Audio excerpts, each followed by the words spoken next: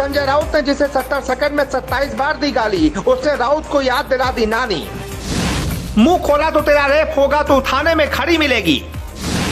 संजय राउत जिसे फ्लावर समझ रहे थे वो लड़की तो फायर निकली।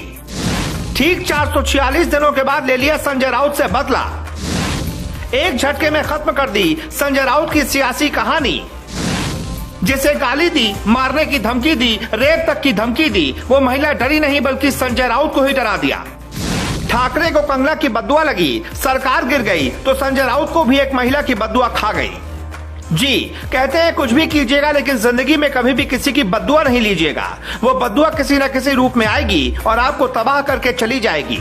यकीन नहीं हो रहा तो महाराष्ट्र के दो सबसे हालिया सियासी घटनाक्रम देख लीजिए। उद्धव ठाकरे ने कंगना का घर तोड़वाया तो कंगना की बद्दुआ ने उनका सियासी घर छिनवाया, उनकी जमी जमाई सरकार गिरवा दी और अब उन्हीं की पार्टी के तुर्रम खां संजय राउत के साथ भी कुछ ऐसा ही हो रहा है। संजय राउत को भी एक महिला की बद्दुआ खा गई, तभी तो बिलबिलाए घूम रहे हैं। ईडी ने उनके गाल पर एक ऐसा अदृश्य तमाचा मारा है जिसकी गूंज 12 बरस तक शायद ही जा पाए। जानते हैं संजय को जिस महिला की बद्दुआ लगी है वो कौन है? वही महिला है जिसने संजय राउत पर रेप की धमकी, जान से मारने की धमकी और न जाने किस किस तरह की धमकी देने के आरोप लगाए थे और जिसका कथित ऑडियो भी पिछले दिनों वायरल हुआ था। उस महिला का नाम है स्वप्ना पाटकर, जो मराठी फिल्मों की प्रोड्यूसर हैं। स्वप्ना पाटकर के साथ कथित तौर पर संजय राउत की बातचीत का एक ऑडियो वायरल हुआ है। इस ऑडियो में जो आदमी है जिसे संजय राउत बताया जा रहा है, उसकी ओर से महिला को गंदी गंदी गालियां दी जा रही हैं। इसके अलावा ऑडियो में आदमी कहता है कि इस कॉल को रिकॉर्ड कर, पुलिस को भेज या जो मनाए वो कर, बस तू देखती जा, प्रॉपर्टी या तो मेरे नाम कर या फिर सुजीत के नाम। स्वप्ना पाटकर वही महिला हैं जिन्होंने साल 2021 में संजय राउत के ऊपर गाली गलौज करने का और उन्हें पिछले 8 सालों से तंग करने का आरोप लगाया था। 70 सेकंड की इस ऑडियो में 27 बार गालियां दी गई हैं। इसके अलावा इस ऑडियो को लेकर पाटकर ने एक यूट्यूब चैनल को दिए इंटरव्यू में दावा किया कि ये उनके और संजय राउत के बीच हुई बातचीत का ही ऑडियो है। उन्होंने कहा कि उन्हें पिछले 18 महीनों में कई बार धमकियां मिली हैं और इन्हीं धमकियों के मद्देनजर उन्होंने अपनी शिकायत दर्ज कराई है।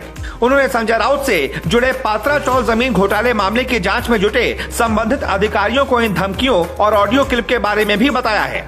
उन्होंने मुंबई पुलिस कमिश्नर को भी पत्र लिखा है और ईडी को भी धमकियों के बारे में बताया है। आपको बता दें, स्वप्ना पाटकर इससे पहले पिछले साल संजय राउत पर इल्जाम लगाने के बाद चर्चा में आई थी।